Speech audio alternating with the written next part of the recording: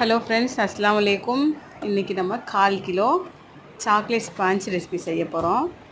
அதுக்கு ஃபஸ்ட்டு 2 முட்டை எடுத்து வச்சுக்கணும். அதுக்கப்புறமா ஹாஃப் மெஷர்மெண்ட் கப்பில் 2 டேபிள் ஸ்பூன் கொக்கோ பவுடர், மீதி ஃபுல்லாக மாவு போட்டு சலித்து ஓரமாக இப்படி எடுத்து வச்சுருங்க. நல்லா கலந்து வச்சுக்கணும், அப்போ தான் லங்ஸ் ஆகாது. நெக்ஸ்ட்டு இன்னொரு பவுலில் ட்ரை பவுல் எடுத்துக்கோங்க. அது 2 முட்டை, vanilla essence, chocolate essence, 1 pinch of salt, ½ cup sugar எல்லாம் போட்டு நல்லா சுகர் கரையிற அளவுக்கு இது பண்ணிடுங்க. அதுக்கப்புறம் கேக் ஜெல் இருந்தால் ஒரு ½ டீஸ்பூன் போட்டுக்கோங்க. போட்டுட்டு வெட் இன்க்ரீடியன்ட் மைதா கொக்கோ பவுடர் வச்சுருக்கோம்ல, அதையும் சேர்த்து நல்லா மிக்ஸ் பண்ணிடுங்க.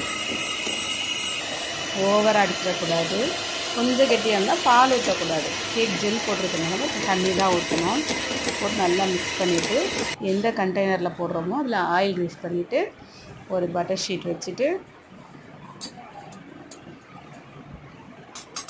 ஆயில் க்ரீஸ் பண்ணி பட்டர் ஷீட் வச்சுட்டு பேட்டர் அதில் ஊற்றி அப்படியே அவனில் வச்சிட வேண்டியதான். இன்றைக்கி நான் அவனில் செய்யலை, குக்கரில் தான் செய்கிறேன். ஏன்னா சும்மா சின்ன கேக்குதுன்றனால நீங்கள் அவன் இருந்தால் அவனில் வைங்க, இல்லை குக்கரில் வைங்க. நெக்ஸ்ட் வீடியோ கேக் எப்படி வந்துச்சு என்னன்றது நெக்ஸ்ட் வீடியோ பார்ட் 2ல் பார்க்கலாம். அஸ்ஸலாமு அலைக்கும், பாய்.